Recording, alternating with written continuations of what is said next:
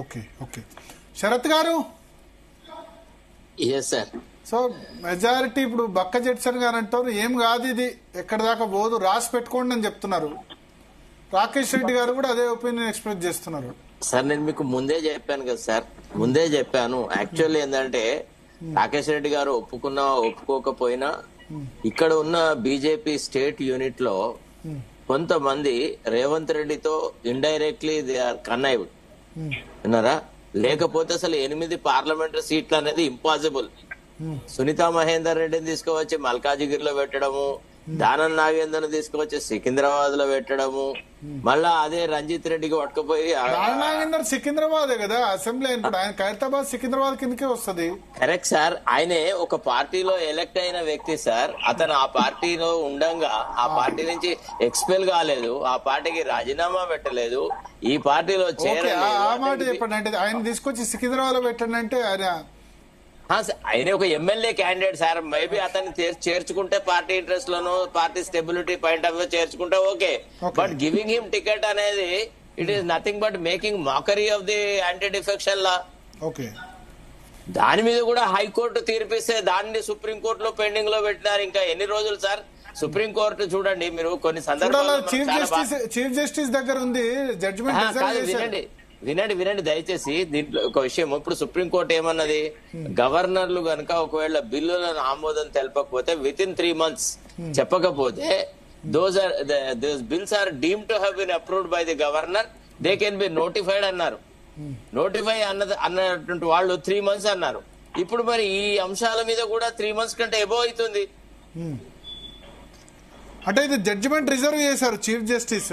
అవునండి, judgement reserve చేసి అది ఏమంత పెద్ద బ్రహ్మ పదార్థం అని. అంటే నేను అనేది ఏంటంటే జడ్జికి ఒక న్యాయము, కోర్టుకు ఒక న్యాయము, వ్యక్తికి ఒక న్యాయం. న్యాయమూర్తులకి దురుద్దేశాలు అంటగట్టద్దు కదా. మీరు సీనియర్ లాయర్ శరత్ గారు. డిలేని క్వశ్చన్ చేయడము it is not attributing motives అండి.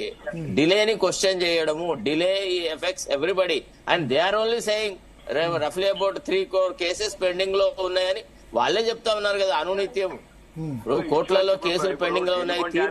భరత్ గారు టెలిఫోన్ ట్యాపింగ్ పరిమితం అవుతుంది కాదు, ఎటు పోతుంది ఐక్యరాజ్య సమితి దాకా పోతుంది. ఐక్యరాజ్య సమితి తద్దు అది కాదు కానీ ఈ రాష్ట్రంలో ఏదైతే ప్రకంపన సృష్టిస్తుంది, భార్య భర్తల మధ్యన గొడవలకు మూలమైన ఈ వ్యక్తిగత జీవిత గోప్యతకు ప్రమాదకరమైన తెలంగాణ రాజకుటుంబం, మాజీ రాజకుటుంబం చేసిన అరాచకాలకు చరమగీతం పాడాలంటే ఈ ప్రభాకర్ రావు లాంటి వ్యక్తులని సిబిఐ లాంటి ఎంక్వైరీకి ఇస్తే ఇట్లాంటి వాళ్ళు ఏదైతే లోకల్ ఈ పోలీస్ యూనిఫామ్ వేసుకొని చేసిన అరాచకాలకు చరమగీతం పాడాలా. బీహార్ లాంటి చోట ఏదైతే జరిగిందో హాజీపూర్ లాంటి ఘటనలు శిక్ష పడాలా. అంటే ఇది కంపల్సరీ సిబిఐకి ఇవ్వాలా. తెలంగాణ సమాజం మనశ్శాంతిగా ఉండాలా.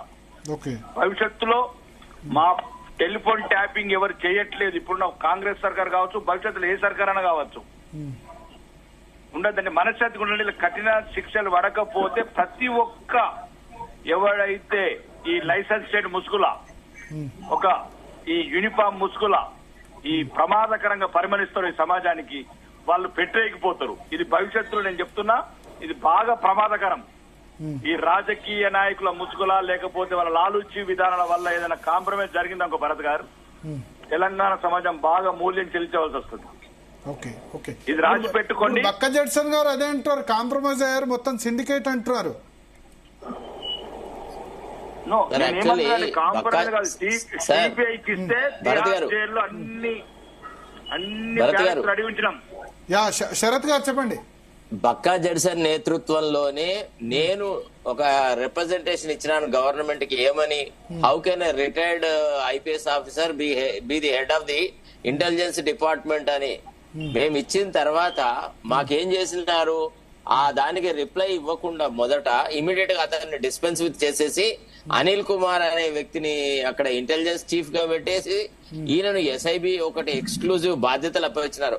దటపాటు ఇంకొక ముఖ్యమైన అంశం మీరు మర్చిపోవద్దు, ఈ భుజంగరావు తర్వాత వీళ్ళందరూ ఉన్నారు కదా, ఈ ఆఫీసర్లు ఎవరైతే ఈ టెలిఫోన్ ట్యాపింగ్ లో ఇన్సిడెంట్ లో పార్టిసిపేట్ అందులో most of the officers are tainted officers.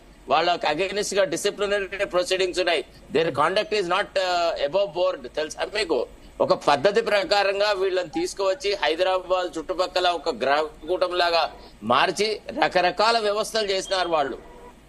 Okay okay okay Arun గారు, even Bhujanga Rao is a tented officer. Okay okay ఆయన ఏసీబీ కేసెస్ ఎదుర్కొంటా ఉన్నాడు.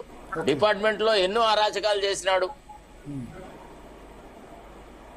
అరుణ్ గారు, సో ఇది మీరు సిబిఐ దాన్ని వ్యతిరేక